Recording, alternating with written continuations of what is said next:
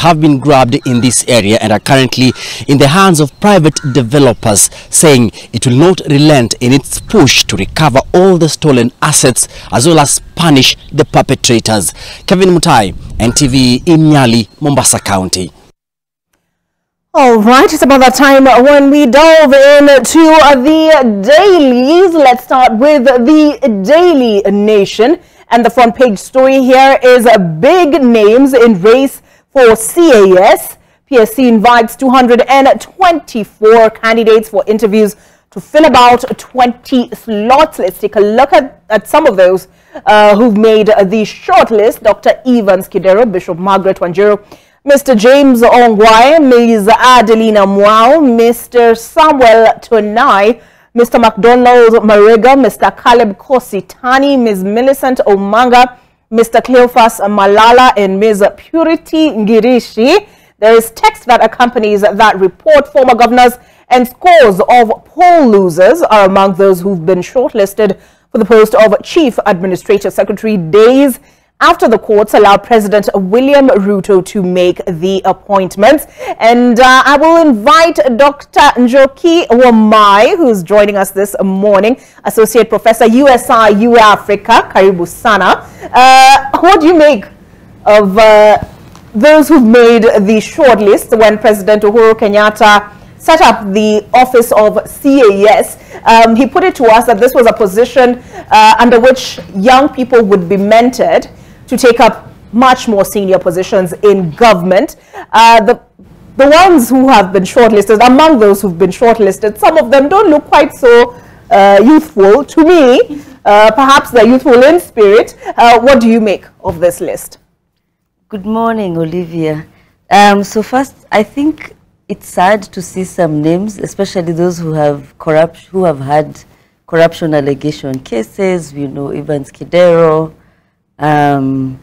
Just people without who I don't think would fit Chapter 6. And also, I mean, it's not even about youth for me, because you've seen we can have a youth, but a youth without a youth with no experience. And CAS position is a lot of money. These people will be earning a lot of our taxpayers' money.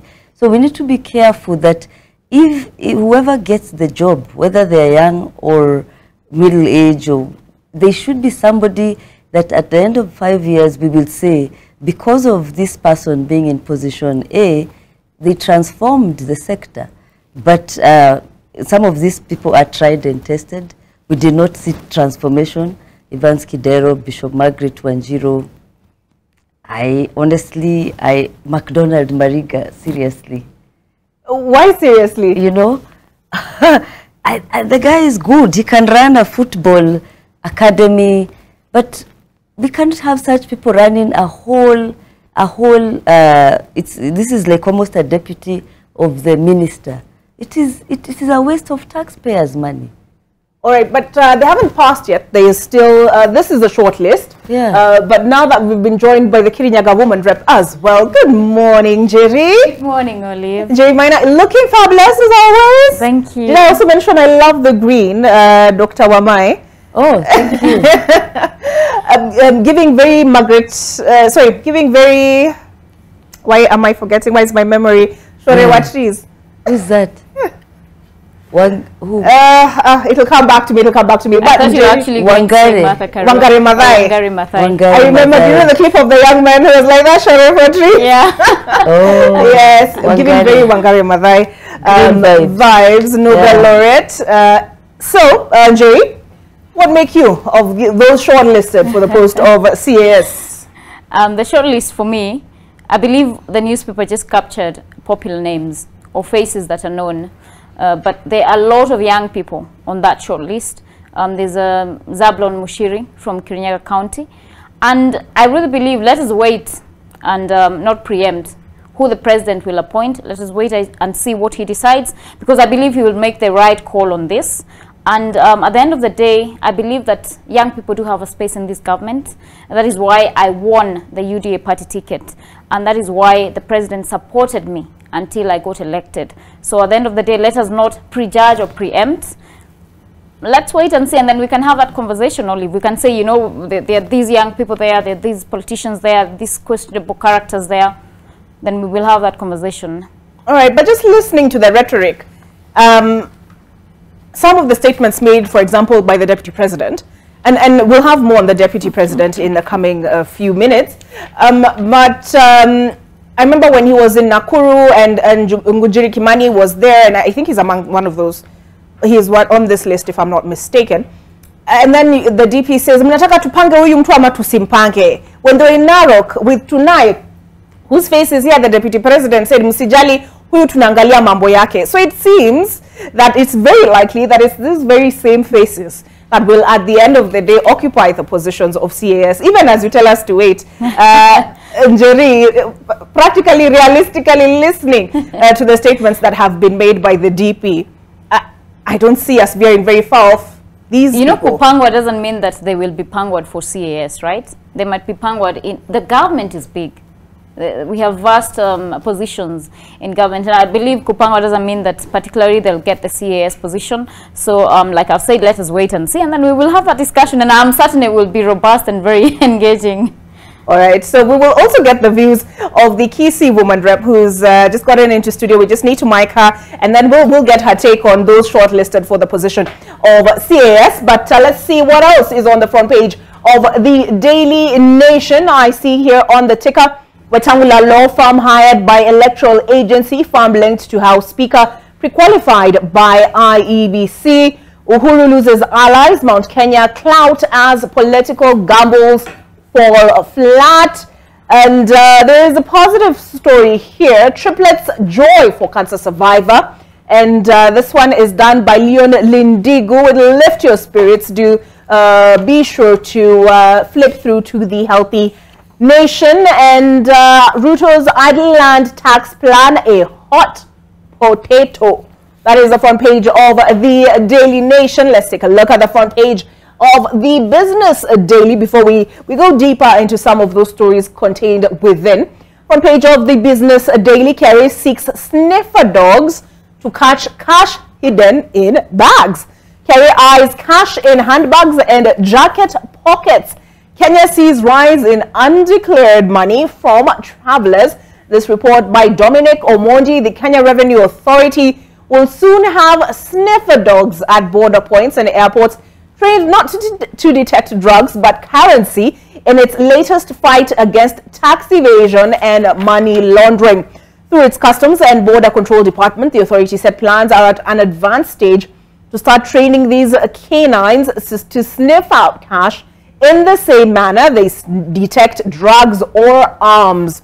So, in addition to sniffing out drugs and arms, they will be sniffing out money that you may have hidden in a bid to avoid declaring it. Property auctions cut bad loans by biggest so sorry for that.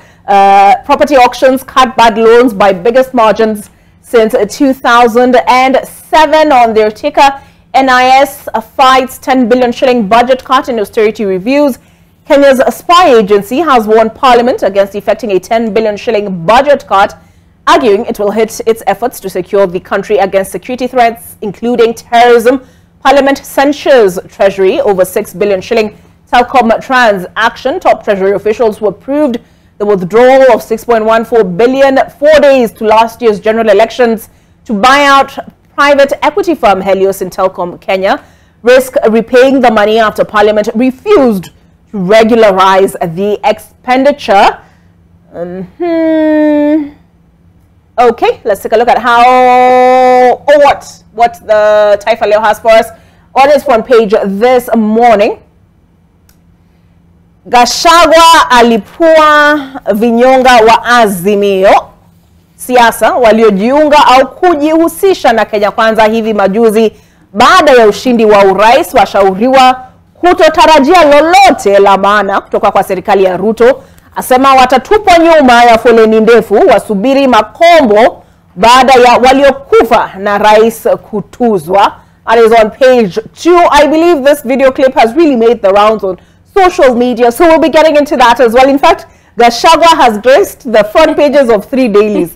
awaambia wanaojipendekeza kwa Ruto kwa sasa wasitarajie mazuri ila wasubiri mabaki yatayosalia.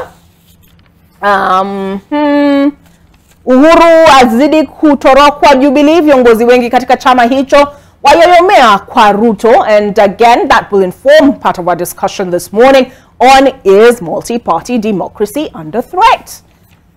Okay, so I think for me the star takes the cake this morning.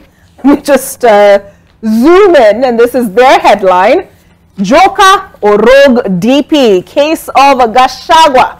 Whereas the Deputy President has come off as a straight talker or a man who shoots from the hip, his remarks and actions are increasingly seen as unsuitable for a person occupying the second most powerful office. In his words, where is my standard? That font is a bit small, so I will need to refer to my hard copy here or zoom in even further. There we go. Okay, so in his words, the government is like a company with shareholders. There are those with a lot of shares, those with few. Only those who have invested deserve to reap the dividends. Governor Sakaja, slow down. I mobilize the Kikuyu votes for you, so don't hurt our businesses. The idea of removing matatus from town is not good. And then another quote here: these people are not going anywhere. I have come with 70 iron sheets, a bag of rice for each family. The county police commander has been removed. All right, those are just some of the statements the Standard views as out of order. Okay, let us see. Also on the front page of the Standard, new mosquito species could wipe out malaria gains. New species is said to be unique since it thrives in man-made containers such as jerry cans, tires, open tanks, underground tanks, and in polluted environments. The other day I woke up to find a mosquito in my nose, and usually I sleep with, with the plugins, and then they don't seem to be working, so it may have to be back to the net for me. The Star also has Gachagua on its front page. Unfortunately, I subscribed to the wrong thing, so I didn't get the e-paper, but more or less it's what you can see here on the website, why Gachagua is under fire in the eye of the storm. Azimio MPs threatening anti-taxation campaigns in their regions, but this is how they put it on the front page. I really am sorry, I subscribed to the online content as opposed to the package that includes the e-paper, but here it is. YDP Gachagua is in the eye of a storm. Opposition MPs threaten to lead anti-taxation campaigns in their regions. I see an image here of picketers, and these are who? High cost of living pushes Mathare residents to the streets. Parents and learners from Mathare march on Juja Road to the office of the Deputy President yesterday to protest against the high cost of living that has resulted in low Form 1 transition in the area, with less than 1,000 of 3,000 students who sat last year's KCP exam reporting to high school. Okay, so now that we are joined, now that I have our full panel, let me put it that way, let me introduce them to you again officially. Pulling up my poster on Twitter. In case you're searching for me there, it is at Obarrows. You can also tweet at NTV Kenya. Ujumbe utafika. And as I mentioned earlier, the topic of conversation, multi-party democracy. Is it under threat? With me to take a look at that, we have Dona Aburi, who is the woman rep Kisii County. My first time hosting you. True. Yeah. It's not first time being here. Not first time being here. Yeah. Of course. In fact, you have a background in communication. Exactly. Yes. So she's a communicator. Thank you very much for joining us this morning on AM Live. I had mentioned Jerry's presence in the house, in studio. Jerry Minor, woman rep Kirinyaga. I just have to say the dress. Dr. Njoki Wamai, assistant professor, USIU Africa. Don't you think she's giving very Wangari Maathai? She is. A very Wangari Maathai aura. I love it. Absolutely love it. All right, let's get down to business. My two panelists had spoken on the question of CAS, those shortlisted, a list of 224. In fact, it informs the front page story on the Daily Nation. What do you make of some of these names, right, that have made the shortlist? Dr. Evans Kidero, Bishop Margaret Wanjiru, James Ongwae, Adelina Mwao, Samuel Tunai, MacDonald Mariga, Caleb Kositani, Millicent Omanga, Cleophas Malala, Purity Ngirishi. The list goes on. Is it a recycling of politicians? When you watch Kenyan politics since 2007, it goes to, it rewards. Our politics rewards. When I saw my former governor's name here, what came into my mind, as much as he was in Azimio, he might have also invested in Kenya Kwanza. The case of Purity and Ngirisi, they were the co-founders of Kenya Kwanza, narrowing down the list on what you've asked. Mariga lost in the Kibra election. He was a very staunch supporter of the president. Same case to Bishop Margaret. So it is rewarding loyalists, if I can say. And these precedents had been set right from 2007, when I can remember well what has been happening. So it is something that has been set. When elections are over, what do you do to your supporters? You reward them. So do you think that's what should be foremost? Those who set that precedence, you know, it's like a tradition. I come from Kisi, the FGM. We are trying to kill it. So this is also another tradition in politics, rewarding the loyalists. Okay. You remember when Baba and Kibaki were in the same government? Baba brought names, Kibaki brought names. Whose names appeared? The loyalists. So the presidency is set. I think now it's being emulated. Or from my side, I can say, if you leave those loyalists to campaign for you, they're the same people who will fight you. So you have to be a bit technical on how you do, so that you have your government moving. No president will wish fight after another, fight after another. The head of states will always look for ways to bring back the economy and to bring back Kenyans together. All right. Okay. I see you smiling, Dr. Wamai. I mean, I agree partly with my sister here from Kisii, but also I think we need to look at Kenya in the long duration. And that's the sad thing. This is very, very, very sad. You said, is this a threat on democracy? I think Kenya is under, Kenya's democracy for a long time, especially after 2013, the Uhuru Ruto regime has been under threat. And I think this is when that's where I would differ maybe with Donya in terms of when did the rain start beating us. Big money politics started then. And the challenge we have, Kenya's election is probably the most expensive in Africa. Big money, I think somebody did a research the other day. You people maybe can tell us, but even a member of, just a single constituency member of parliament uses about, is it 26 million or something? Over. You know? Over 26 million. So at Senate level, I think, is it 50 million and it keeps, even 100. and it keeps going. This is one of the most expensive elections in Africa, everywhere, not just in Africa, even if you compare in the world. So what does that mean? It's big game. It's like big game money, and so it means even all these people who we are saying are recycled, some who do not even fit Chapter 6 of the Constitution. Their names are only there because they give big money to Kenya Kwanza. So you're rewarded based on how much did you contribute. Some of this, I'm sure, give almost to the tune of 1 billion. And so you know my seat is guaranteed. And I think that's probably the same challenge we're having with this DP, also giving a lot of big money. And for me, it's really, really sad, because if you look at the Kibaki government and even more with all his shenanigans, we had real intellects, real people running, real leaders. I mean, for Moi it was quite, of course, not necessarily the best, but we had at least technocrats, people who we knew these people had I mean, a good CVs and that kind of thing. Going back even to the independence, the first, if you look at, there's something called, what is it called, that shows all the cabinets of all the years from 1963.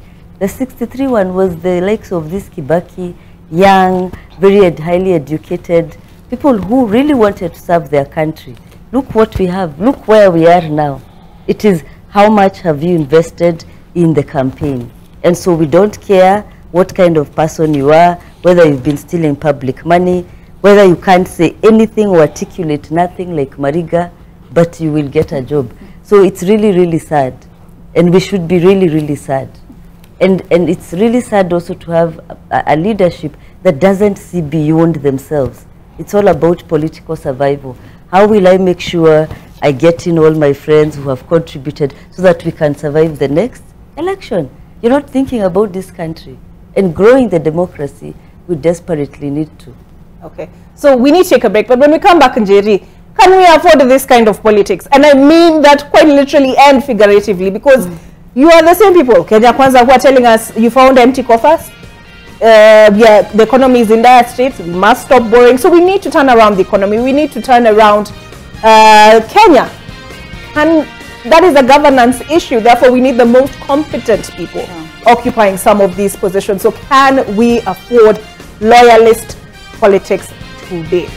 That ends. Sijasahau Joker of Rogue DP.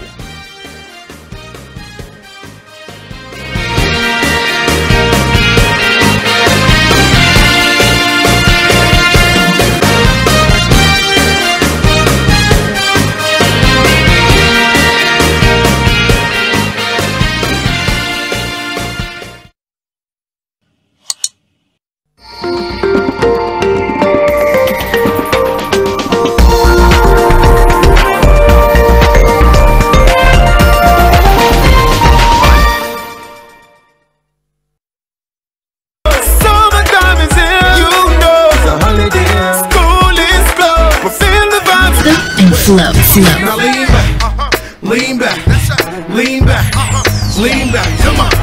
Hard to the easy, and to the some love them, some love them. I'm gonna jump on them, I'm gonna rock them. Some love them. For the best of the 2000s, tune in every Saturday from 10 a.m. to 2 p.m. and Sunday from 8 p.m. to 12 midnight. Rhythm and flow.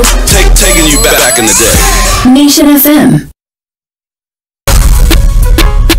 Ladies and gentlemen, inakwaje kwaje? You know what? Big shout out to Vince on the beat, by the way. This is Vince on the beat, aka the beat killer. Na niko hapa ndani ya kwetu mix mbaya sana. Monday to Friday, nikikuletea some of the major hits out of Africa, your favorite artists and celebrities kwenye exclusive interviews. Fame is nothing, it is what you do with the fame that counts. Without forgetting various DJs ambao unawapenda. What's good, everybody? I go by the name of Toffaz, aka Mr. 5 Star. Catch my mixes live on Kwetu Mix 5 to 6 weekdays only on NTV. When hit happens, cool down with an ice cold Sprite. Kwetu Mix in association with Sprite. Next on Woman Without Limits. My mother has really gone through a lot, raising a differently abled person like me. Having no arms and I operate mostly with one of my leg, but I really salute her. We've really struggled with her. Raising a person like me, because of how the society views people who are differently abled, was not easy, but she conquered, she overcame it all. Wow, you don't want to miss Woman Without Limits. woman.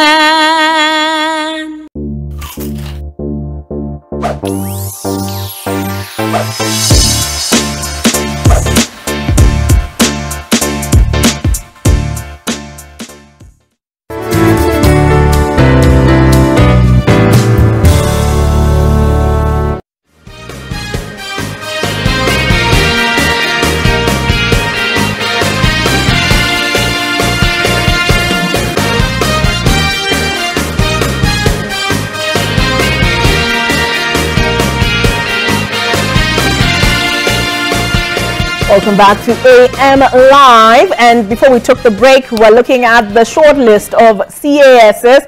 I put Njeri on the spot. I asked her, Mheshimiwa, can we afford at this time to play loyalist politics? I want to be very honest with you, Olive, and I think my colleague Donya has mentioned the same. The world of politics operates on loyalty, and it is about who understands your agenda, who will be able to drive your agenda, who cannot be held hostage by perhaps maybe outside forces to ensure that maybe they have derailed your agenda. So that is what politics operates on. And the faces you see here, Donya has mentioned the former Kirinyaga County MP, Purity Ngirishi. We see MacDonald Mariga, we see Bishop Margaret. We see faces that have been seen around with the president of this nation and who have been core players in Kenya Kwanza politics. So at the end of the day, as much as we would want to have an ideal situation, let us face it, even in the most developed democracies, like the United States of America, the president appoints, the appointees that he makes, yes, they're qualified, but he also appoints people who are loyal to him, people that he feels personally and believes that they will be able to drive his agenda in the government, because we're in a government that has an agenda that sold a manifesto to the Kenyan people. So if these faces are some of the people who will be the CASs, who will be able to drive the president's agenda, then I mean, so be it. What do we want as Kenyans? We want William Samoei Ruto to deliver as per his promises, as per the Kenya Kwanza manifesto. And I mean, we go around and we want to really, you know, politicians are put at the bottom of the barrel. And I was having that discussion someday with someone. And I mean, I'm an advocate of the High Court of Kenya. Before I became a politician, I am an intellect first. So it doesn't mean that these faces do not have backgrounds, but then we put the politics on them and we just really want to run a smear campaign against them. And it's in terms of Chapter 6 of the Constitution on integrity. I mean, have they been convicted? Okay, let us not just have conversations on hearsay, because I believe that if someone has been convicted, if someone is not fit, then they will not have that position, which is why I said, let us wait for the appointees, and then I will be so happy to come back here and discuss and tell you, I mean, I have this certain opinion on this person, because at the end of the day, let us call a spade and face reality. Okay. Donya, when now President William Ruto was campaigning, you know, he told us Kenya Kwanza is about the hustler. It's about bottom up. It's not about expanding the executive to accommodate politicians. Olive, as Jen said, this is politics. If we go down into it, it's not a church service. When our president was campaigning and he was on that rallying call of hustlers, if I didn't mistake him, his way of life, how he started it, he started as a hustler. So to the commoner, he was telling them, we can also start as a hustler and end up being president or something of the kind. So people always take it from that angle, that because he said it's the hustlers narrative that is his rallying call, he will have the mamambogas, he will have the boda as his government team. Though, as we stand, our economy is not doing well. The life of living is horrible. People can't afford their normal life. So it is his role as the president to put his thinkers together and have a common goal on how we can cure poverty, disease, health, and the education sector. We are not doing good. He has to go back, think and have that solution for Kenyans.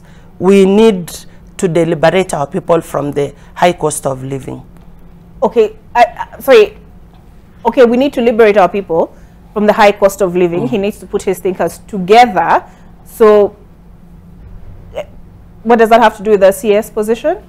No, you asked about the hustlers. Yes. You didn't ask on the caste positions. Yes. On the caste position, I will still stand and maintain what I told you. The question I asked was, when he was campaigning, he told us his administration will be about the hustler. But he didn't tell them he was not going to appoint the caste position, or he did. He told us he's not going to. I mean, he's not interested in expanding the executive to accommodate politicians. That's why I've said the president has to go back, think on how he's going to improve the life of these hustlers. He has to deliver his promise of improving the life of the hustlers. But if I didn't get him wrong, I never heard him say that when he becomes president, he is going to do away with the positions of the chief administration. I didn't hear him say so. Dr. Wamai, Dona says this is not a church service. Should we just generally maintain low expectations of our politicians? The challenge, Olivia, you brought two Kenya Kwanza politicians. No, I'm actually a wiper. Oh, no, yes, you see now that is the assumption. When you speak your mind, people will link you to a particular party. I'm one person who speaks my mind. I don't align myself with party politics because at the end of the day, you are serving your people, and what your people need is to see what you are going to do for them. Okay, so I think the point I was trying to make, for me, I think it goes back to my earlier point that politicians, of course, will always support, you know, this anything that the guy at the top, on top of the hill, William Ruto, is doing, because we've already created a bad precedent of our kind of politics. That, oh, you need to be loyal. You almost need to freeze your brain. Like, you can't even think because you don't know what the person at the hill might decide, you know what, I think you're not being loyal enough. And Jerry is right.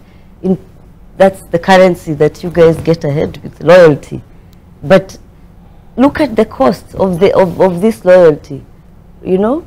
And also because of this, there are so many goodies in this, and that's the problem with our democracy. Our government is too big. You know, they say democracy is expensive, but the Kenyan democracy is very, very expensive.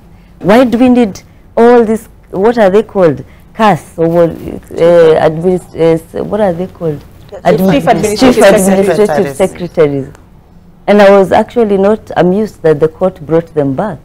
We don't need them. Already we have, and you just need to go, if you want to know the ordinary feeling about so many Kenyans, just go to the comments in the social media when such an article is put up. Everybody's fed up. You know, young people, we have a huge youth bulge. So many young people who are unemployed, 36%, people living under the poverty line. And then here is somebody who will be earning 1 million shillings of my hard-earned taxes. And me as a university lecturer, I'm not even earning this money with a PhD, you know? So it doesn't make sense. So we need to come back to almost redrawing. I know we drew a constitution. At the time we were writing a constitution, we were coming from Moi's time, where we were so fed up of central power, a strong presidency. So I think we took the American system, and the American government is 135 times richer than the Kenyan, you know, and many other good things about it. So we took everything, and then we decided, oh, this is how democracy looks like. It needs to have all these funny offices.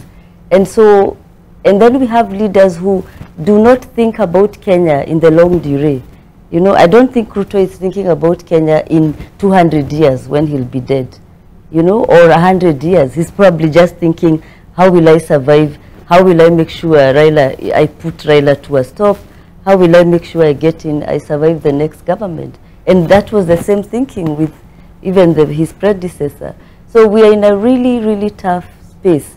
And politicians can keep talking, but the rest of us Kenyans, it's really, really sad. And I don't know what, maybe we need to undo some parts of the constitution because it's too costly. Of course, many politicians keep arguing, oh, democracy is expensive, and it's not that expensive. These many positions are not that expensive. But if we do not have universal health care, if people are still dying of preventable diseases, if we are still, before you guys came in, we were looking at this article, some young person who can't still go to school. Yes, yeah, he's repeating for the third time. He's repeating school class, is it 8? Class 8, yes. For the third time. And you guys are earning 1 million here. Yeah. You know? Anyway, but it's okay. But so we have so many things that need to be addressed. Till we can address basics, till every Kenyan, or even at least 60-70% of Kenyans can say, we are living in dignity. Look at the way I was in Mathare the other day celebrating Kimathi Day. People don't have toilets, water, electric. I mean, what kind of living is that? And then there's a group of people here, all they're thinking is how to share the big cake while we look at them. It's not right. And Jerry, yesterday, there's something that Dr. Wamai has raised. Yesterday, I hosted medics from the unions, and she talked about, and we actually were discussing delivering on UHC, harnessing the human capital. And the unions are saying, why are we not absorbing these 8,550 UHC workers on PNP, permanent and pensionable? Why are we retaining them on contract for another 3 years? But waliambiwa na DMS, hiyo pesa haiko. But there's money to hire and pay CASs. I mean, because, Jerry, let's just be honest with each other. The biggest expenditure for Kenya is the public wage bill. Instead of shrinking it, why is Kenya Kwanza growing it at the expense of development? I first want to debunk what my good learned friend here, newfound friend, has said. That, you know, and I think people like to be devil politicians. We are earning $1 million and we're here just sitting pretty as the situation escalates. And I want to tell you, Olive, if I show you my M-Pesa message right now, I think it's actually overdrawn. I'm on Fuliza. Why? Because you find that, and I want to admit that our systems have not been working for so long. And if something is so broken, it takes time to fix it. And it takes strategy to fix it. And you have to rethink. It's not something that you can do overnight, or just say, now I'm doing away with the CAS position. That is the only issue that we have in this nation. And after that, then everything will just switch back to normal and be running. And I can tell you for a fact that politicians are one. I think the reason that people actually get into politics, for me, it was service for the people. And I can assure you that if anything is happening in Kirinyaga County, if there's a child who's sick, if there's perhaps a child who's out of school, they reach to me first. Why? Because our systems, like I've said, have not been working for so long. Why, for example, do we have to actually now give out bursaries instead of ensuring that we have a system that works from the national government, identifying all the needy children and actualizing free primary and secondary education that Mwai Kibaki envisioned?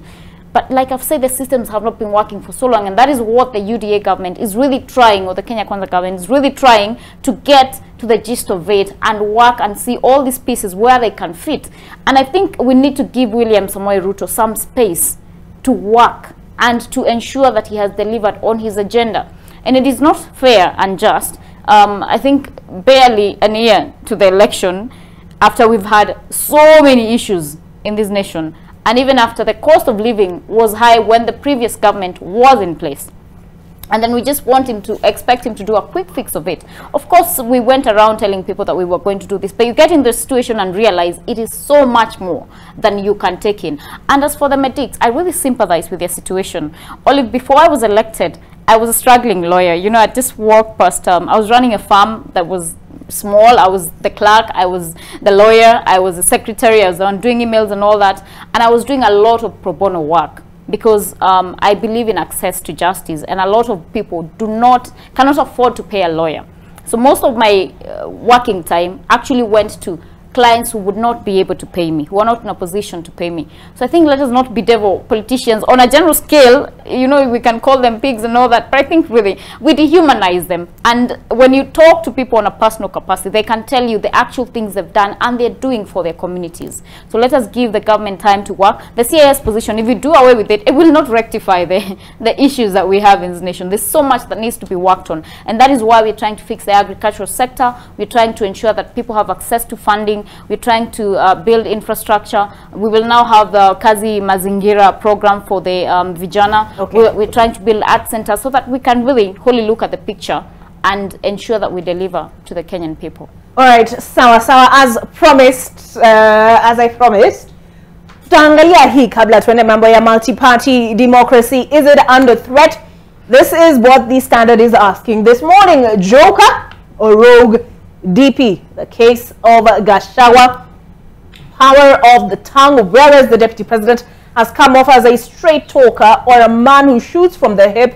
his remarks and actions are increasingly seen as unsuitable for a person occupying the second most powerful office. Donya, this is something he has owned. He refers to himself repeatedly in public fora as Msema Ukweli. What do you make of this headline? What brought limelight is what he said about shareholders in our government. Of course, he used a wrong term of shareholders. Now it appears that the government is only for him and the president, which should not be the case. Probably what he intended to say is that, first of all, those people who campaigned for us are the ones who will get the share. Then what is left will be considered to other people who are coming on board. So he technically used the wrong term of saying that in yetu shares tunapeana namna hii, we are giving like this and like that. That was a wrong term because most of us will think that now that is the government, it's not ours. Kenya is for all of us. Be it in Kenya Kwanza, Azimio, or another party, we are one in one republic. Even the chapter 1 of the constitution, if we went through, and sometimes I ask myself, do Kenyans know of something called public participation? Kenyans hardly participate in public participation.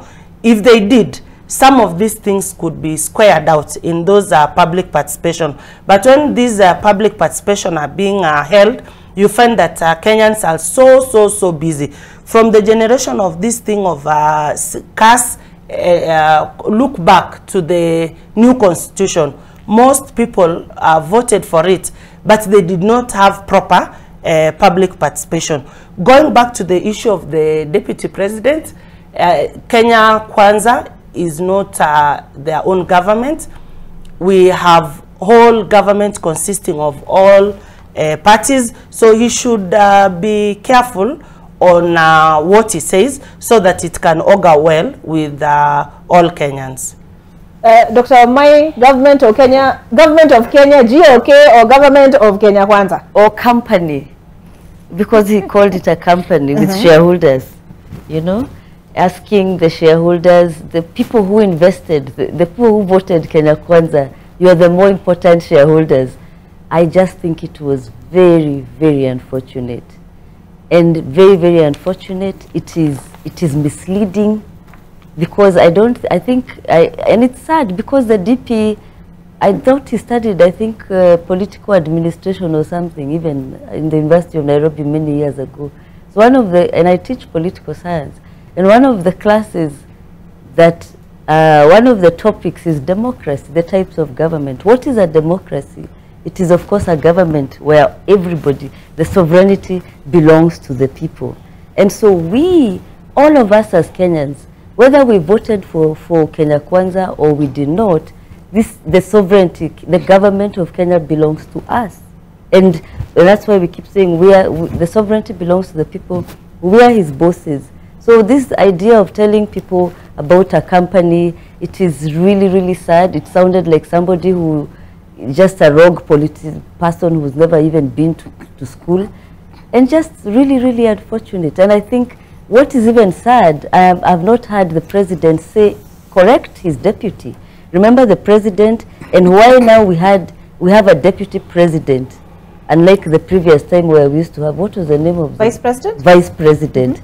Is the president the deputy can deputize the president. The president is a symbol of national unity. So your job is you're the one who we have given that role to unite us. Now that we are the people, and so as a deputy, you're also a symbol of national unity. So how you decide that now other people are more important because they voted is very sad. I can see my sister here probably has something to say. Which one? It's very sad, and I think I am really also waiting for the president to call out because he appointed him. So maybe and the more he keeps quiet, unless he's telling us he supports his divisiveness. And also to say, Olivia, if this is the first election since maybe 2000, if there was the 2002 election where Kenyans came together, regardless of ethnicity, to get rid of Moi. After that, it's been, by and large, ethnic coalitions coming together. But for once, as much as we had ethnic coalitions in this election, we had a class element. You know, where this Kenya Kwanza people brought this idea of the wheelbarrow economics and kind of bottom-up. So many people voted like the hustlers because they thought, you know, they can see themselves, or the government will consider their issues as the people, the holoi poloi, the people, the wananchi. So there's a class element for once, which is a good thing in our election. And so many Kenyans have moved beyond ethnicity. But Gachagua is still there thinking that I'm a Kikuyu president, I don't know, I'm fighting for Kikuyu's rights. Half of the Kikuyus have moved on. So wake up. Duh. So wake up, Jerry, duh. But just if I can just reference some of these statements that we looked at also earlier that are in question. The government is like a company with shareholders. There are those with a lot of shares, those with few. Only those that have invested deserve to reap the dividends. And she's talking about, is he a Kikuyu president? Governor Sakaja, slow down. I mobilized the Kikuyu votes for you, so don't hurt our businesses. And yes, anyway, the other comment is about how he's you know, making changes to administrators from the podium. But Jerry, this is what the opposition is asking, and if you have your standard there. Sure. Opposition MPs threaten to lead anti-tax campaigns in their regions. Therefore, if government is a company, those with shareholdings, with the largest shareholdings are those who voted for Kenya Kwanza. Should the rest now not pay tax? You know, the media always gets a field day with whatever the deputy president says. And I believe we've been conditioned to politics of public relations, or what we call PR. And that is saying what the populace wants to hear, but not what is happening behind the scenes. And Olive, we're just looking at the Daily Nation. We're just from discussing it with my co-panelists here. And we've, you know, even Donya has voiced opinion that, you know, government for appointed positions, loyalty is key. And at the end of the day, the deputy president, I believe most of the time, is taken out of context. Perhaps maybe there needs to be a re-engineering of the messaging from, you know, from himself. You're saying he's taken out of context. How was he taken out of context in regard the to first two instances? The government, here? the government is like a company. I believe he was speaking on appointed positions. I do not believe at any given point that he was speaking in regard to delivering to the Kenyan people as per the Kenya Kwanza manifesto and mandate. And the president has been very clear and open, and he has even quoted leaders from the other parties like Azimio. And we have seen a furore about it, because then people feel that now democracy is being threatened, because the president has been keen on saying that he will deliver to every Kenyan as per what is expected of him. And we have seen him, and people have also said that he's coming to the regions that voted for him in Marseille, apparently for only prayers, but delivering goodies to the regions that did not vote for him. So I mean, really, is it a point of, you know, damned if you do, damned if you don't?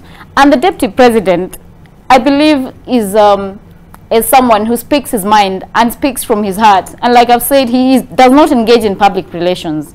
And perhaps people might find it, and I want to call it, the elite might find it unsettling. But if you go to the common mwananchi, they want to hear it as it is. And at the end of the day, let us be honest with each other. We can politic here and say all these things. But I mean, give the man a break. He was a first-term MP. He's still trying to fit in the shoes of a deputy president. You know, you do not expect me, Olive, to be like a seasoned politician.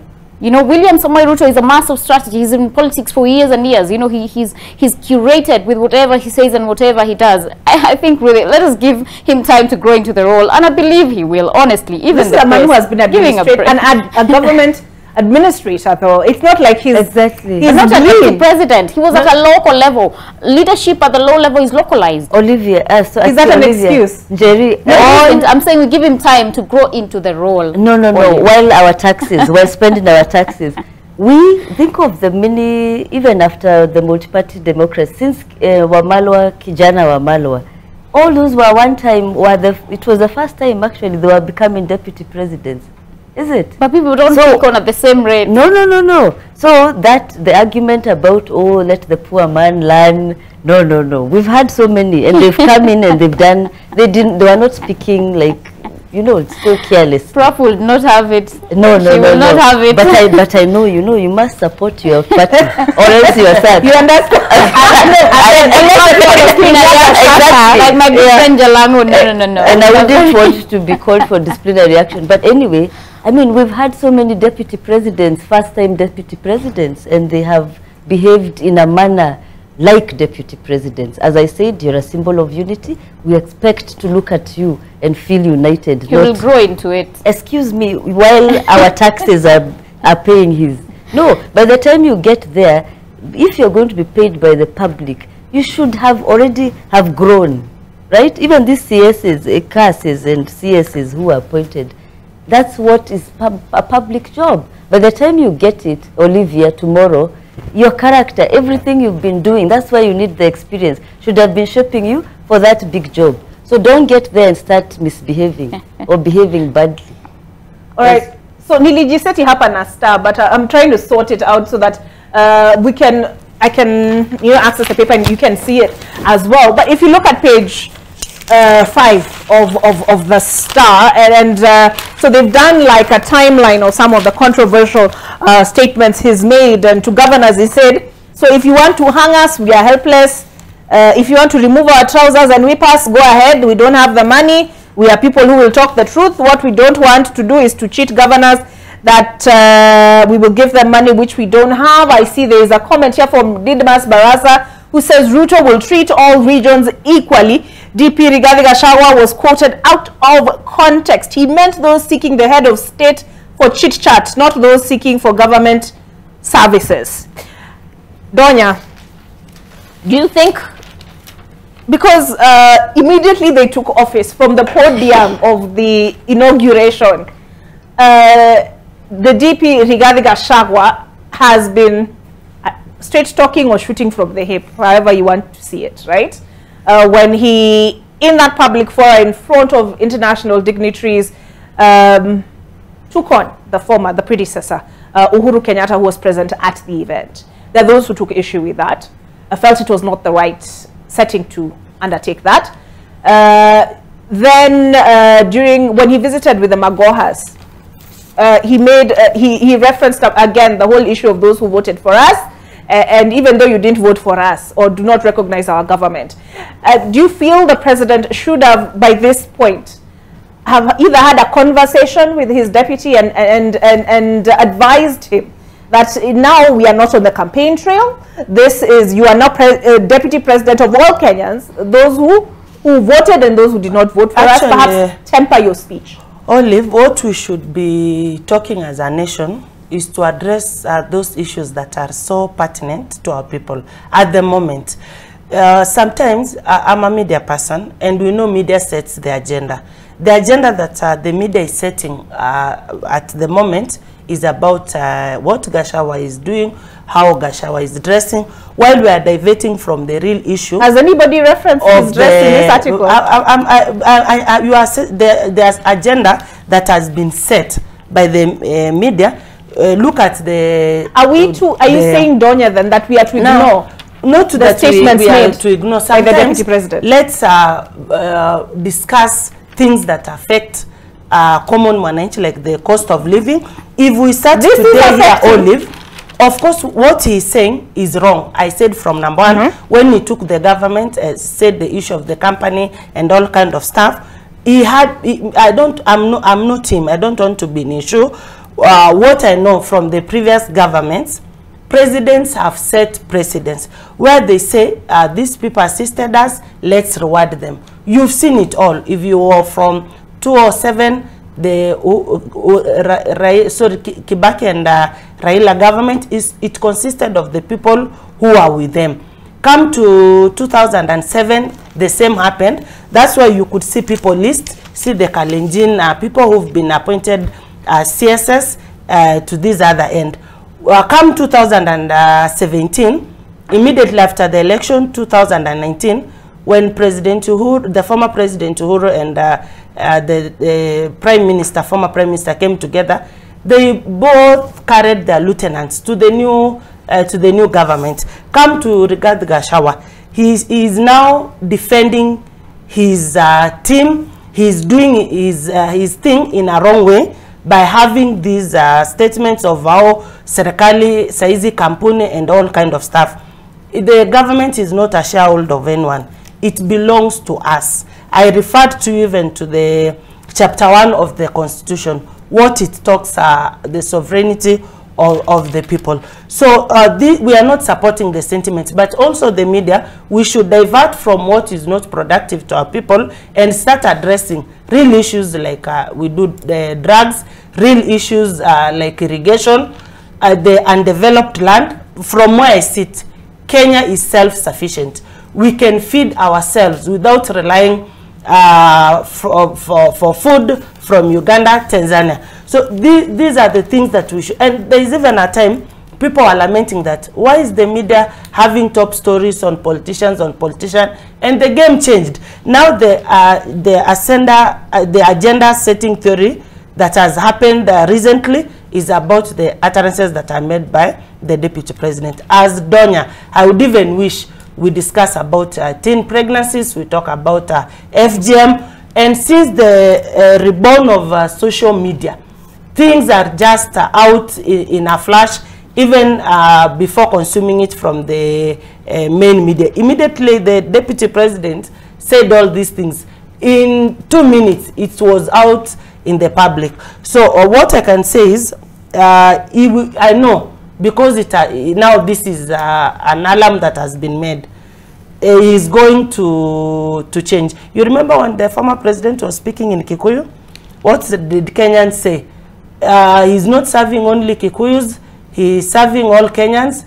He should tame himself.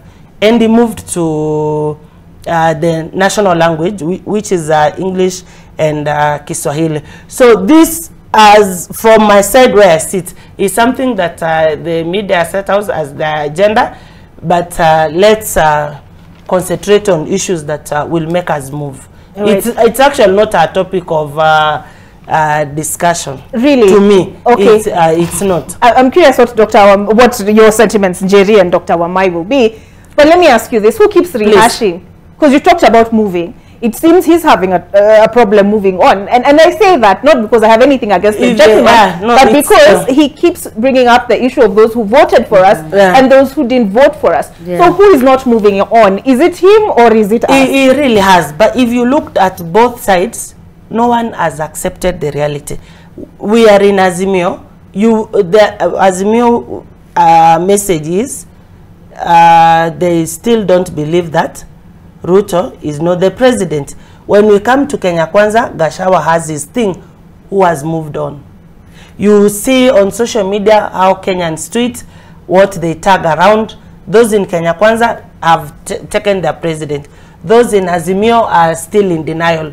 Who has moved on? But you're saying the media should move on. No, from the desist. You see, the media sets the agenda. Let's not lie to ourselves. And people believe in the media more than even they believe in their pastors. Now this, look honestly, check Gachagua, the star, move to the Standard. He's everywhere. But basically, if you looked at it, what could we be discussing? Unga prices like to go up in 2 days. This is probably what we would be discussing. But sometimes what these as politicians say, stays back. We politicians stays back in the room, but the high cost of living stays out with us. Yeah. So what should we be concentrating, Olive? What should we be talking about? If Gachagua said this or that, and Kenyans decided even to forget about his sentiments and decided to concentrate on the cost of living and how maybe we are going to develop our country by 2030. That will be their agenda setting. They will divert from these politics to other things. Should really the sentiments of Gachagua be a topic of discussion today when Kenyans can't afford a meal in a day? All right, Dr. Wamai, do you agree with Donya that if we look, let's look at the front page of the Star. Why? Do you think, because it's even on the front page, you know, so Donya, you can't say it has been ignored. Yeah. The question of Unga, where is it? Yeah, it's here, the Star. Yeah, it's on the front page. It's also on the front page of the Star. Do you agree with Donya that maybe this should have been the headline? Food shortage, Unga prices likely to rise next week, say millers? But also please note that the image at the front, let me just also be fair, let's be fair. Let's be fair, Donya. Let's also be fair to the Star. What is on the second half, if you can read it for us? Second half of the front page of the Star. I love the photos of the demonstrations, but when you take your... No, read it for us. High cost of living pushes Mathare residents to the streets. So But they haven't ignored the cost of living. What is the headline? Exactly. The key important thing in a newspaper. What is the title of the story? Why DP Gachagua is in the eye of a storm. The headline speaks everything for the newspaper, and this newspaper has set an agenda. What is the agenda that they've set? Gachagua. Move to this other. Sometimes we can avoid this. We know what he has been saying. Of course, right from number one, I told you that he should not have referred Kenya as a company. We are a sovereign state. It's not a company. That was wrong, coming from him. But what's important for Kenyans? This story of Unga prices likely to raise. All right. This is Dr. Wamai. Yes. Is it something that perhaps should have been glossed over?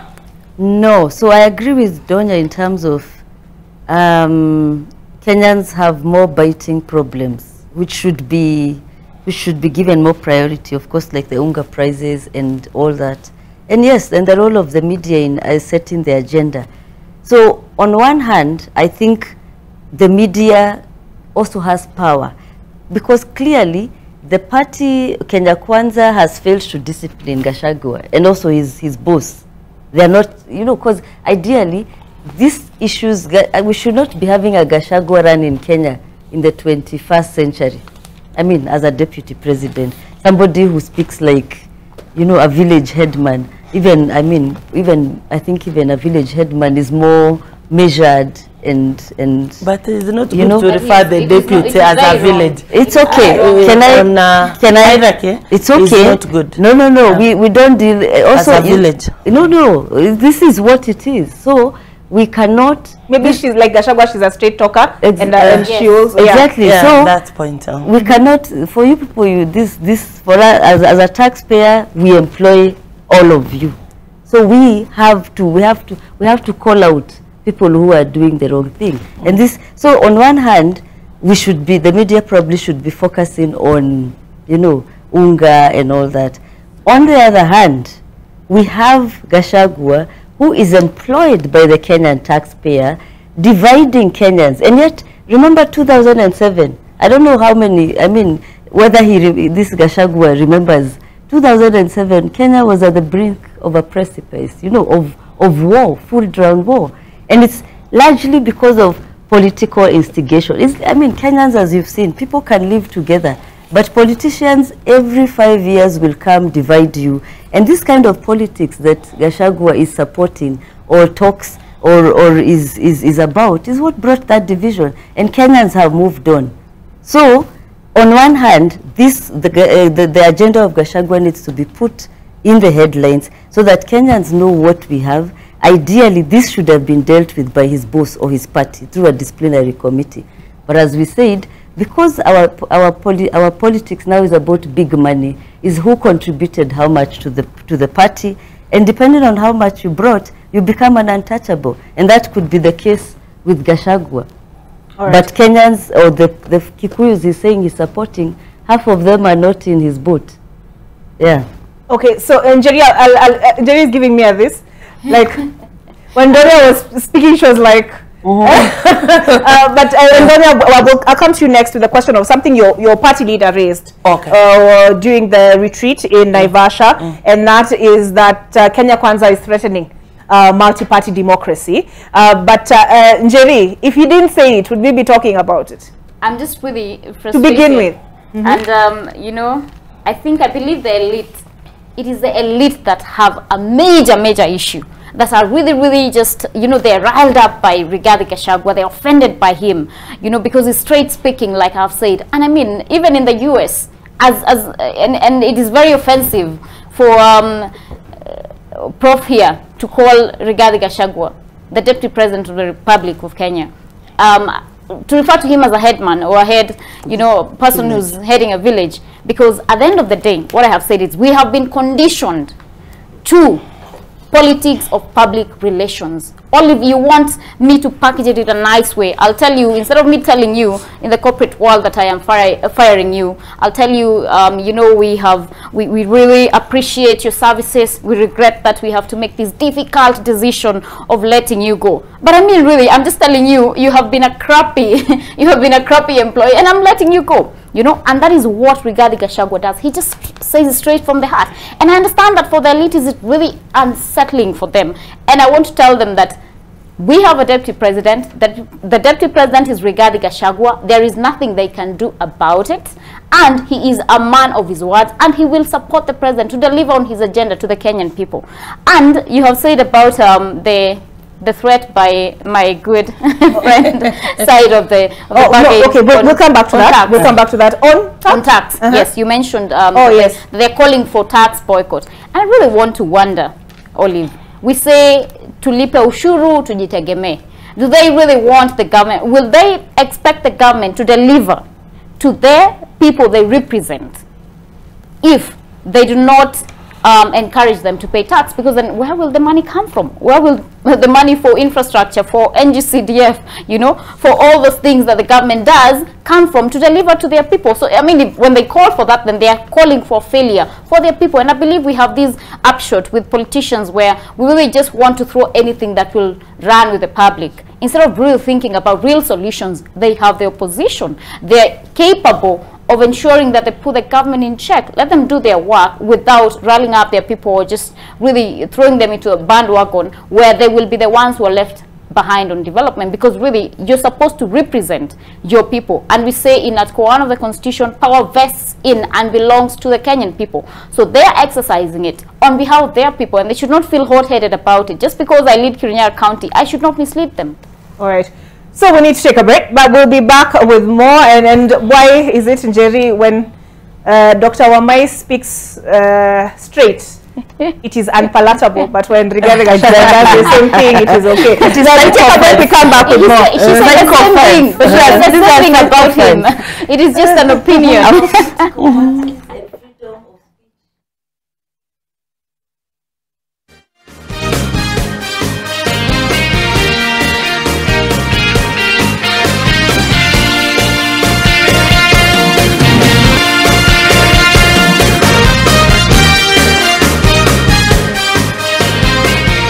It appears that Dr. Wamai touched a live wire when she compared the president to a village chief. As Jerry took it. And Donya, just a reminder of what we're discussing, multi-party democracy under threat. Dona Aburi, Woman Rep Kisii, Jerry Maina, Woman Rep Kirinyaga, Dr. Njoki Wamai, Assistant Professor, USIU Africa. And I just wanted to go through some of your comments. There we go.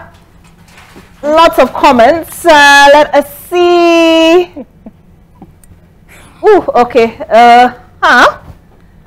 Some I may have to filter. No. Some I may have to filter. We are good. Okay, so this is Evans Mwanzu, who says Gachagua should be a symbol of national unity since he is part of the presidency. It is unfortunate that UDA will defend anything that Gachagua says and call it the truth. If it is the truth, let us discuss this truth. Okay, I will leave that one there. Let us see, scrolling through. This is Viva KE, and they're commenting on political appointments. No matter what, it's our turn to eat. All positions will be maximized for kin and others, so it's easier to loot the company. So he's using that analogy of company. This is Gavekia BK who says, give me a second. There we go. Dr. Joki is speaking the truth. Political survival is what everyone is going for. And then scrolling through here, let me just take a look at a few more. This is Arena who says, well said, Gachagua's statement is most unfortunate and makes him look illiterate. 2 or 3 more, if you'll allow me, ladies. Somebody says here, is she presenting or dancing? Well, the topic is hot, so I can barely keep still. Let's see. I think the last one. A whole Deputy CBK Governor Kin can be appointed with damn scandal hanging over their head. So who are CASs? The company Kenya will appoint whoever contributed. Hashtag it's our turn to eat. All right, we'll look at a few more later. But Donya, the question I raised on the just before the break, which was your party leader spoke of Kenya Kwanza threatening multi-party democracy. What was that about?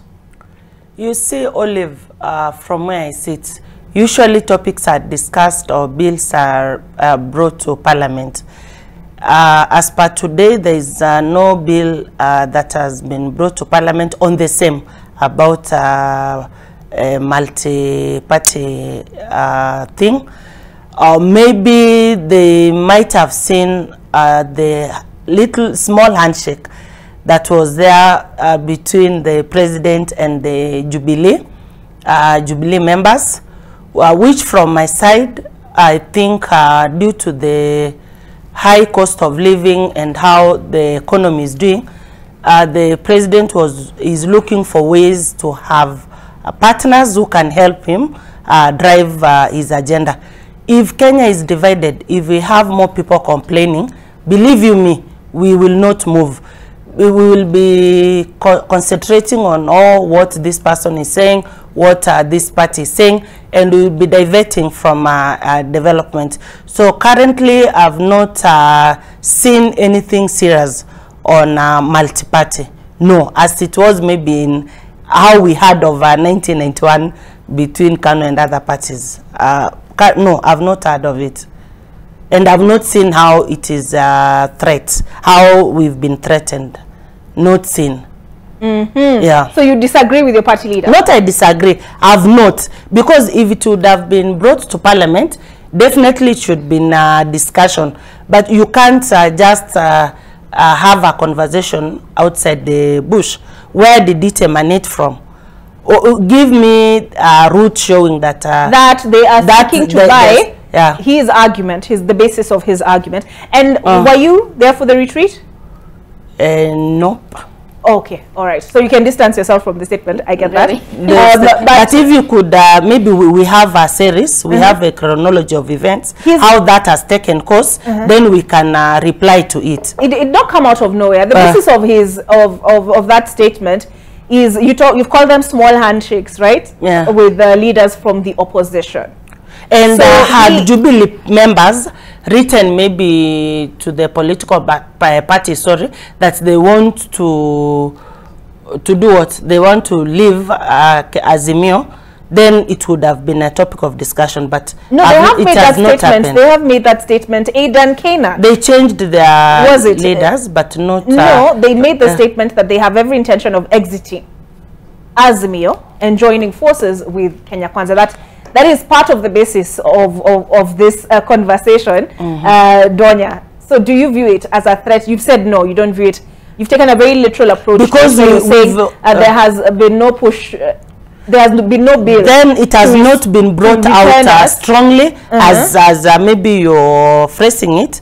Because when you're doing something, it has to be communicated to us. Maybe they bring the bill to Parliament and say, this is what we want to do. Or maybe the president says, these parties and these parties are crossing over and this is what we are doing. That communication has not come out clear.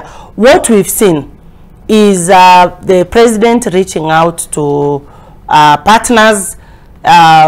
Probably he has understood where we are in terms of our economy and is trying to do something. Look back, Olive, from 2007. What happened with the handshake between, why do you think the former President Kibaki and Raila shook hands and decided to work together? It was for the sake of Kenyans. It was not for their own sake.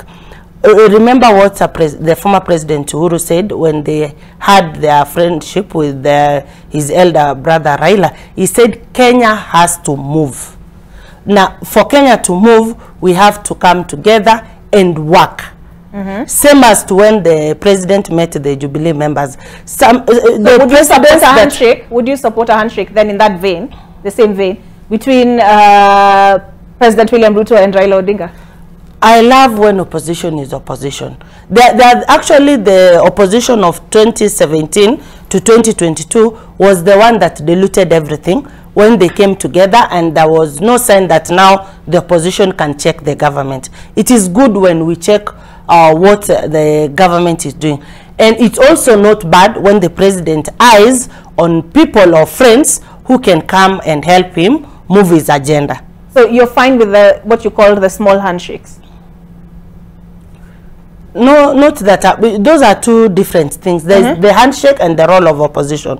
The side of president reaching out to partners is looking for a way. How will I solve this predicament? How will I move this whole issue? And from my side, I will say the president started reaching out to like-minded people immediately after the Azimio lead team declared the rallies. That is when he said, okay, they are doing the rallies. As the president, what do I need to do so that now I also move my agenda of improving the economy? Everything follows after the other. You've brought this. Let me see how to solve it. You've decided to say this. How am I going to cure that? You can't sit pretty comfortable knowing very well your enemies are plotting something. That is, for example, you take a lead and see how to solve that problem. Reaching out is different from the role of opposition. Opposition is to check what is the government doing. What do we need to do for our people? It's a checkout. It's more of oversetting what the government is doing, and reaching out to partners to help solve a predicament is also another totally different thing. Okay, Dona, I mean, I see some merit in what Dr. Wamai was trying to say earlier. In that, I'm listening to you, nashindwa ku differentiate mrengo. I think you've defended Kenya Kwanza more than Jerry is in Kenya Kwanza. And you being in WDM, that is the Wiper Democratic Movement. But Dr. Wamai, is multi-democracy, because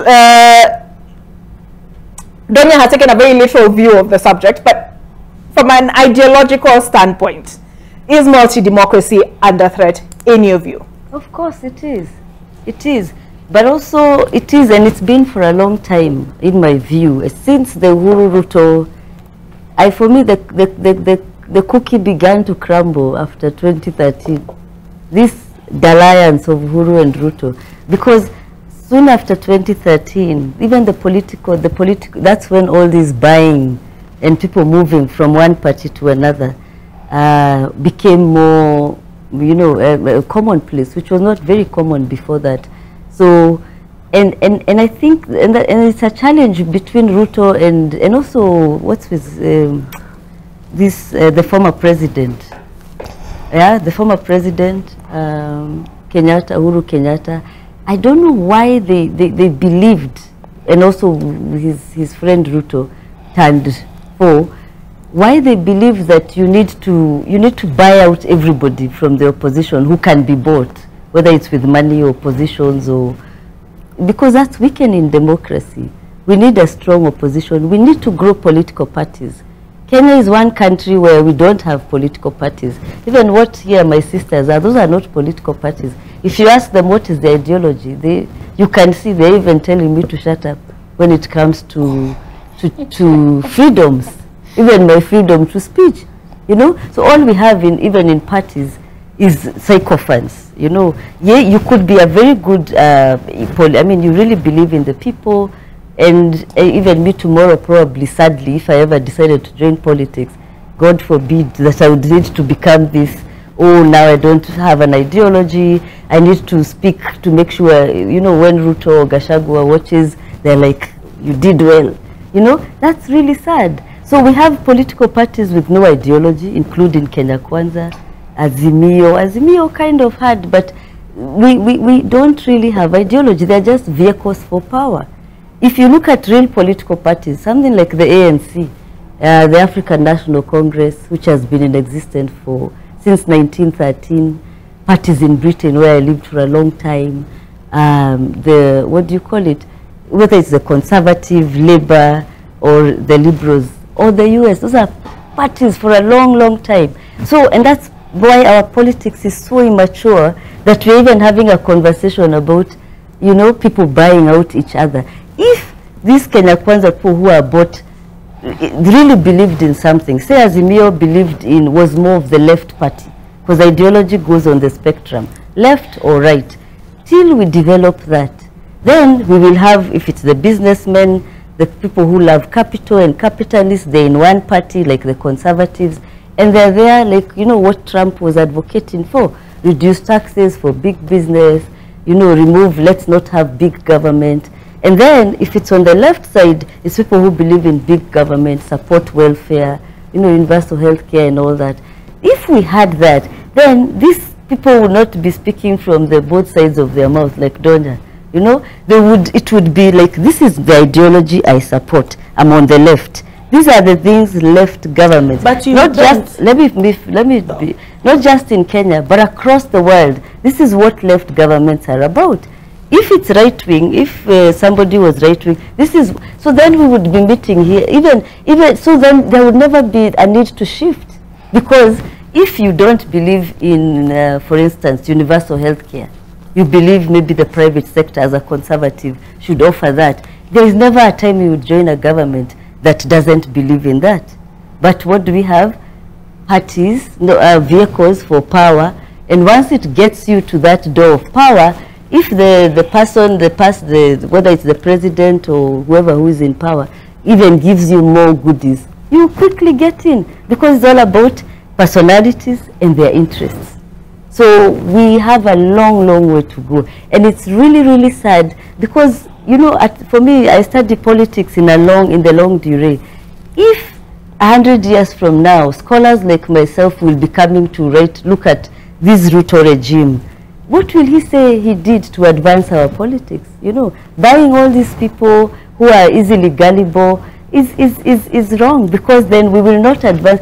Because if I came back from the dead after 100 years, I would want to find that my children have parties that, for instance, that are ideological, right? That we are not sitting here to discuss, oh, let's not talk about that because he's the president. No, freedoms must be guaranteed, and that's how a growing democracy, and I'm glad I've had to live in countries where this is respected. Because then you don't need to, you don't do yourself. Okay, before I forget, she has come up with a very good terminology of buying. Maybe she needs to tell us more of this buying. When former President Uhuru and Raila took a handshake, that's what you mean by buying, just to understand well. Buying was Professor Amaya, was that buying? This term buying, I think that's inconsequential. Not inconsequential. We want to understand, because she has been facing this point of buying. We also want to understand from our end. What do you mean by buying? Tell us. Let her tell us what she means by buying. I think, all right, really, Jerry? Even from a legal perspective, respond to that. It is very important, Olive, for you to take a viewpoint that you believe in and that you can ascertain, or if you're called to adduce evidence to that you can. So this rhetoric of buying, who is being bought? How much have they been bought for? Were you there when the transaction was happening? Because I think it is something that we are selling, and even the media is fueling, and even on social media, and you feel that it is just wrong when you're on the inside and you know things as they are, but then people want to paint a narrative of what is happening behind the scenes, and it is not even there. It is neither here nor there, and it is bad to mislead the Kenyan people. And if you remember, the literacy levels of our country, they're still low. So of course there are people who will actually hear this information, perhaps maybe from maybe even her voters, and actually believe that now, because Donya is, you know, speaking her mind, and maybe being purported as if she's now leaning towards Kenya Kwanza, that now she has, you know, she has been bought or something of the sort. So I think it is misleading, and it is very important for Prof here, because I believe, I mean, she's she's well grounded in all these things, to say something that is verifiable. And the most important point, I think, I don't know why, of course, they became very sensitive about being bought. But the most important point I think I'm trying to make is our lack of ideological parties. And if you don't have an ideology, and that's what I'm asking them, what is your party ideology? Are you on the left? Are you on the right? You will join whoever who is in power, because, as we said, we have a huge problem, because, yes, our democracy is under threat. The lead, and also the politicians, especially the party owners or party leaders, they do not see their role in the long durée. All they're thinking about is short-term interests. How to survive the next election. And so you need to get all these other people who don't seem very grounded in their party to join you. So whether this idea of buying, whether they buy you with money or they buy you with nice words, that is for you to explain to us. Right, so Jerry, but ideologically, and for me, we're not even here to debate. It is because you're Kenyans also. You know, this country is ours. In the next 50 years, you and they will not be here or whatever, you know. So think about this country. What happens to this country? No ideology, because lack of ideology is why our politics cannot grow. And politics influences the economy. All these people we are saying, young people with no jobs, unga prices, universal health care, all these are ideological issues. And if you would see that, you would stop fixating yourselves on small things like buying, so that your political parties can see you and say you're doing a good job. Oh dear. Ethiopia must really dislike politicians. So I have a follow-up question, right? Sure. So she's referenced buying, and in the public domain there have been references to the literal definition of buying. I think Raila Odinga talked about, you know, MPs receiving 100,000, 50,000 when they go to State House. But then there's also the figurative definition of buying, because maybe these people who are going to State House are after something, right? They've told us they're after development. But there have been those who've argued that development is not found in State House, that as MPs you appropriate finances for priority projects. So buying could also be seen from that point of view. Is it true, as she says, that political parties are mere vehicles to achieve an end? As an intellect, I must admit that we do not have political parties that think in the long term. And I believe it is also an issue, perhaps in Africa, if you look at the continent and most of the countries. And you find that most of the time, you find that it's because we do not have the infrastructure for longevity of political parties. So you find most of the time we're just rebranding and changing political parties, switching from this to that, coming up with, you know, now a party manifesto on these ideas. And that is why the president has been very keen on saying that he wants to build Kenya Kwanza or UDA as a party that will be here for the future. That is why we have been working on an economic model that does not focus on a trickle-down economy, but a bottom-up model that will focus on, you know, access to healthcare, agriculture, food sustainability, employment for the young people of this nation. But Olive, that is not built overnight, like I have said. And I want to say this: we do not have any threat to the democracy of, or maybe to a multi-party system. If you remember the history of this nation, in 1991 we had an amendment, Section 2A of the Constitution, that allowed for multi-party. Before that, after independence, immediately we had a dalliance of the ruling party KANU with the two other parties that had been formed that came in to join the government of the day so that they could work. And that is what gave birth to the one-party system. And we discuss all these things from, you know, from an intellectual perspective, but really, do we have the infrastructure to sustain such political parties? Do we have the longevity in politics, like perhaps you can see in developed democracies like, you know, the USA and the UK, where Prof has lived? And you find that most of the time we have clamor that is driven by self-interest.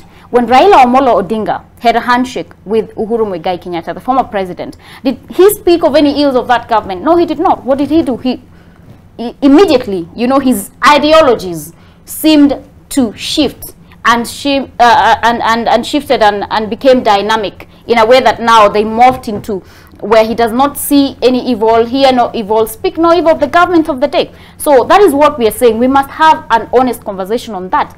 At the time, was he bought? Like my good friend Donya has said, was he bought? Can that be termed as buying? When you now, as a legislative arm of the government, work with the executive, and it is, we are not independent, we are not autonomous. Parliament is not an arm that works separately on its own. It has the independence, but it works, it has a co-dependence with other arms of government like the executive and the judiciary. So when these leaders come, like Donya, who is in Wiper, and now seem to work with the government, have they been bought? Was Raila Odinga bought? Perhaps he can start by telling us that, because he just morphed into someone who does not speak the ills of the government of the day. And those ideologies, because I do not believe that ideologies shift. Ideologies are things that are there, they are things that are static, they are things that you believe in. They form the core foundation of which part you align with.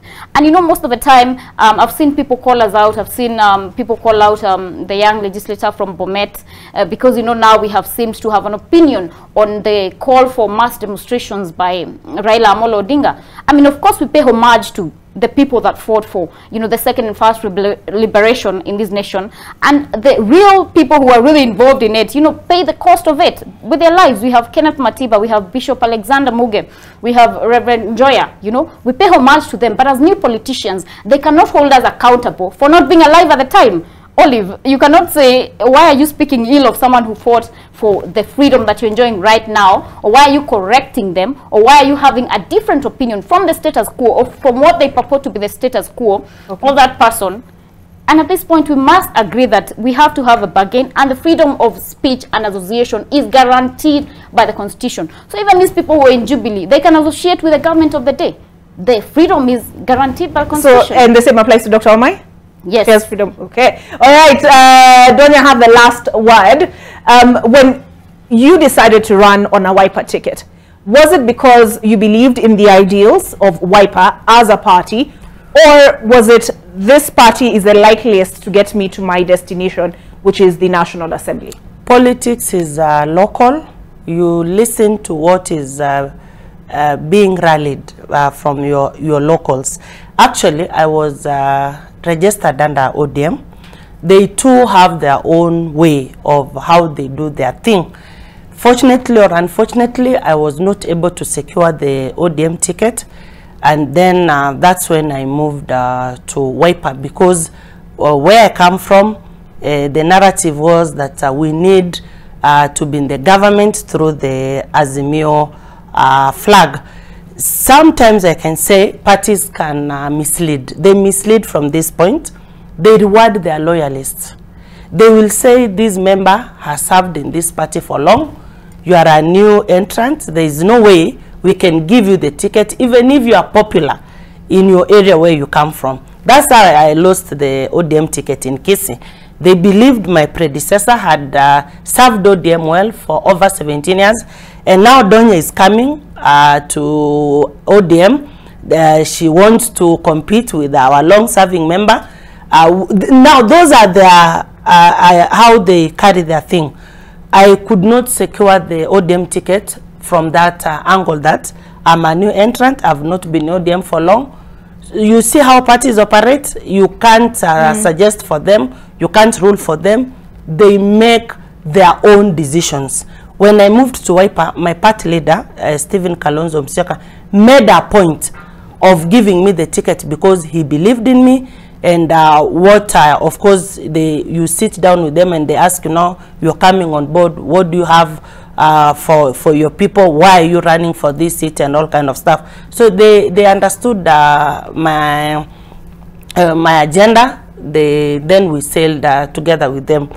the political parties, from my view, they should reset how the politicians move about nominations and the real elections to make it work. Elections in Kenya are very, very expensive. Why are they expensive? Right from campaigns, moving to election period where you are supposed to pay for your agents, paying for your party ticket, paying even their monthly contributions, which are members of a particular party make. So if we looked well and had proper structures, there's a way we can help and have an election that is peaceful and not accurate, not that expensive, to enable even my good friend Prof to enter into this field of politics and understand what you are really talking about. All right. So unfortunately, I have to cut you short, Donya, because I'm pressed for time. I do have to, thank you. I do have to make way for the next show. That is Your World, but allow me to appreciate you. Dona Aburi, Woman Rep, Kisii County. We also have the Woman Rep Kirinyaga County, and that is Njeri Maina and Dr. Njoki Wamai. I appreciate all of you taking your time and also being forthright with your thoughts this morning. My name is Oliver Burrows, and I can't just keep calm with it still. It was that exciting. You can find the 4 a.m. live on NTV Kenya YouTube channel after the show.